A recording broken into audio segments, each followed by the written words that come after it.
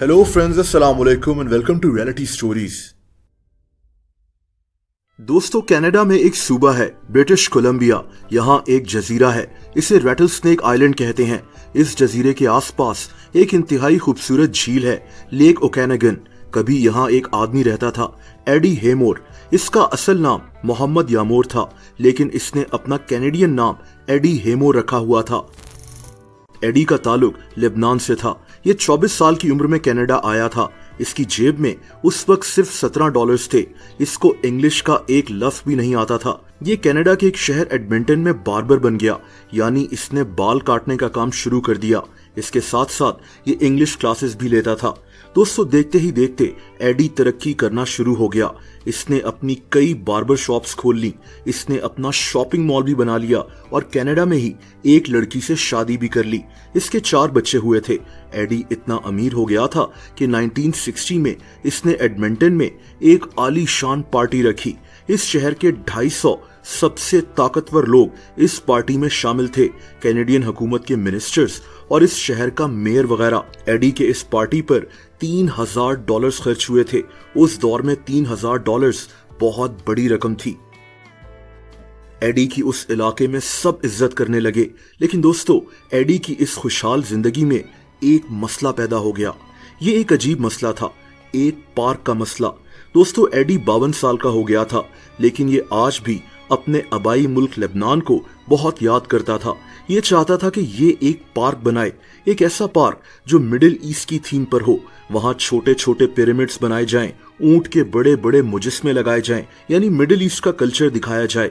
इसका ख्याल था कि इस तरह से लोगों को लेबनान और मिडिल ईस्ट के कल्चर का भी पता चल जाएगा। 1970 में एडी कनाडा के उसी जजीरे यानी रेटल स्नेक आइलैंड में घूमने के लिए आया। इसको ये जगह बहुत ज्यादा पसंद आई। नीला पानी, खूबसूरत पहाड़, ये जगह इसे अपने मुल्क लेबनान की याद दिलाती थी। एडी ने फैसला किया कि ये अपना पार्क इसी जगह खोलेगा। एडी ने इस जजीरे पर एक जगह पीचलैंड में 5 एकड़ की एक जगह भी देख ली। यहाँ एक पार्क बनाना एडी का सबसे बड़ा ख्वाब बन गया। दोस्तों, एडी ने ये 5 एकड़ की जगह खरीद ली। इसके बाद ये अपने इस पार्क का प्लान लोगों तक फैलाने लगा। ये इंटरव्यूज वगैरह देता था, प्रेस कॉन्फ्रेंस करता था, एड्स वगैरह चलाता था। यानी इसने हर वो काम किया ताकि इसका पार्क बनने से पहले ही लोगों को इसके मुतालिक पता चल जाए। लेकिन यहाँ सबसे बड़ा मसला रेटल स्नेक आइलैंड में रहने वाले लोग थे। दोस्तों, ये लोग एडी को पसंद नहीं करते थे। इनको लगता था कि एडी एक बिजनेसमैन है जो इनके इलाके का फायदा उठा रहा है। एडी अपने इस पार्क को लेकर इतना ज्यादा जुनूनी हो गया था कि वहां के लोगों को लगता था कि ये जबरदस्ती इस पार्क को यहाँ बनाना चाहता है किसी भी तरह। दोस्तों, दरअसल ये जगह बहुत पुरसकून सी थी। यहाँ कोई पॉल्यूशन नहीं थी, हर तरफ बड़े बड़े बाग थे, यानी लोगों का लाइफस्टाइल बहुत सिंपल सा था। जब लोगों को पता चला कि यहाँ एक बहुत बड़ा पार्क खुलने जा रहा है, तो इनको लगा कि इनकी जगह से सुकून खत्म हो जाएगा। इस जजीरे के इर्द गिर्द झील में कूड़ा फेंका जाएगा, हर तरफ लोग ही लोग होंगे और इनकी जगह तबाह हो जाएगी। ये वो सबसे बड़ी वजह थी कि वहां के लोग इस पार्क के बनने के शदीद मुखालिफ हो गए। दोस्तों, पार्क खुलने से पहले ही वहां के लोग हुकूमत से मुतालबा करने लगे कि इस पार्क को बनने ना दिया जाए। लेकिन एडी कहाँ रुकने वाला था। ये तेजी से इस पार्क पर काम करना शुरू हो गया। ये इसका एक जुनून बन चुका था। लेकिन यहाँ कनाडा की हुकूमत इस मामले के बीच में आ गई। दोस्तों, क्योंकि उस जगह के लोग इस पार्क के शदीद मुखालिफ थे, तो वहां के सियासतदान इस सिचुएशन का फायदा उठाने लगे। लोगों से वोट्स लेने के लिए ये सियासतदान एडी के लिए मुश्किलात पैदा करना शुरू हो गए। जैसा कि उस सूबे के म्युनिसिपल अफेयर्स के मिनिस्टर ने एडी को कहा कि ये सबसे पहले एक बिल्डिंग परमिट के लिए अप्लाई करे। हालांकि उस वक्त किसी ऐसे परमिट की जरूरत ही नहीं थी। एडी को यह भी कहा गया कि इसकी 5 एकड़ जमीन पर सिर्फ जंगल बनाया जा सकता है, कोई पार्क नहीं। ये बात भी एडी को पहले नहीं बताई गई थी। लेकिन जब वहां के लोकल लोग इसके मुखालिफ हो गए, तो सियासतदानों ने इनके वोट्स लेने के लिए एडी को तंग करना शुरू कर दिया।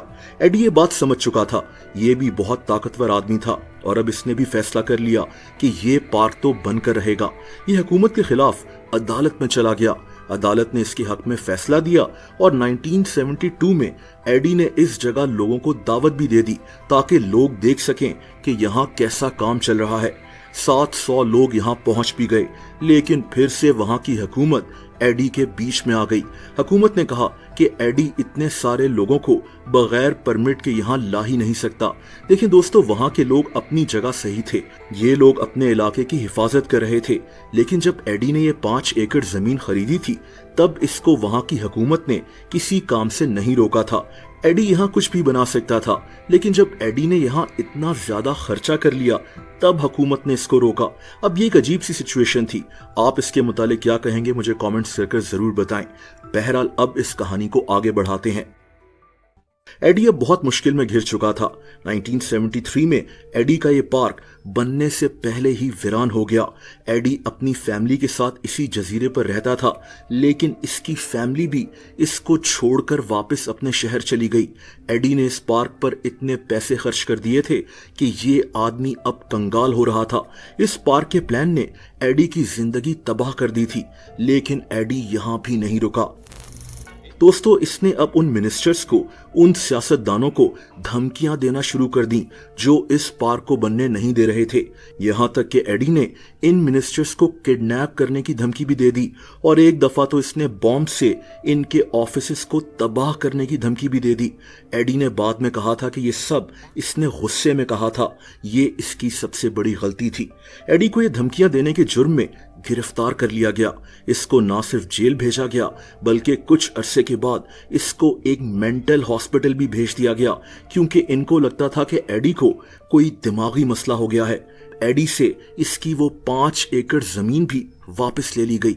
मतलब दोस्तों, एक आदमी जिसने अपनी जिंदगी की सारी जमा पूंजी एक पार्क बनाने में लगा दी, जिसकी जिंदगी तबाह हो रही थी, जिसके बीवी बच्चे इसको छोड़कर चले गए, इसकी जमीन भी इससे छीन ली गई और अब उसको पागल भी डिक्लेयर कर दिया गया था। एडी यहां से निकल तो गया, लेकिन अब इसके अंदर शदीद गुस्सा भर चुका था।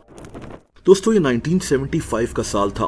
लेबनान में सिविल वॉर यानी खाना जंगी शुरू हो चुकी थी। एडी लेबनान वापस आ गया, लेकिन इसके दिल में अभी भी शदीद गुस्सा भरा हुआ था। एडी ने लेबनान के कैपिटल बैरूत में कनाडा की एम्बेसी के सामने एक अपार्टमेंट किराए पर ले लिया। ये अब रोजाना कनाडा की एम्बेसी पर नजर रखता था। दोस्तों, 4 महीने तक एडी यही काम करता रहा। लेबनान के हालात वैसे ही खराब थे, यहाँ सिक्योरिटी के हालात काफी कमजोर हो चुके थे और एडी ने इसी का फायदा उठाया। 4 महीनों के बाद एडी ने अपने 4 कजन्स को अपने साथ मिला लिया। इन सब के पास AK-47, मशीन गन्स और ग्रेनेड्स जैसे हथियार मौजूद थे।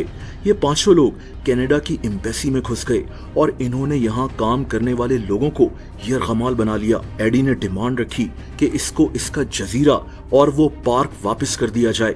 इसकी ये डिमांड भी थी कि इसके बीवी बच्चे इसके पास वापस आ जाएं। यहाँ अच्छी बात यह हुई कि किसी का जानी नुकसान नहीं हुआ। एडी से 8 घंटे तक मुज़ाकरात होते रहे और फाइनली इसको मना लिया गया कि ये यहाँ से चला जाए। लेबनान की हुकूमत ने एडी को जेल नहीं भेजा बल्कि इसको कनाडा वापस भेज दिया। एडी ने बाद में एक इंटरव्यू में कहा था कि मैं और क्या करता, मेरा सब कुछ छिन चुका था, मुझे पागल डिक्लेयर कर दिया गया था, मेरे बीवी बच्चे मुझसे दूर हो गए थे। What can you do? If someone took your bride, your children, your earning, soul, your body, and for no absolute reason.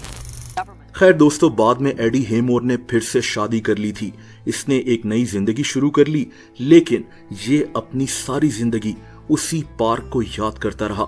एक पार्क जिसको खोलने के ख्वाब ने इसकी जिंदगी तबाह कर दी थी। दोस्तों, अगर आप मुझे इंस्टाग्राम पर फॉलो करना चाहें तो उसका लिंक नीचे डिस्क्रिप्शन में मौजूद है।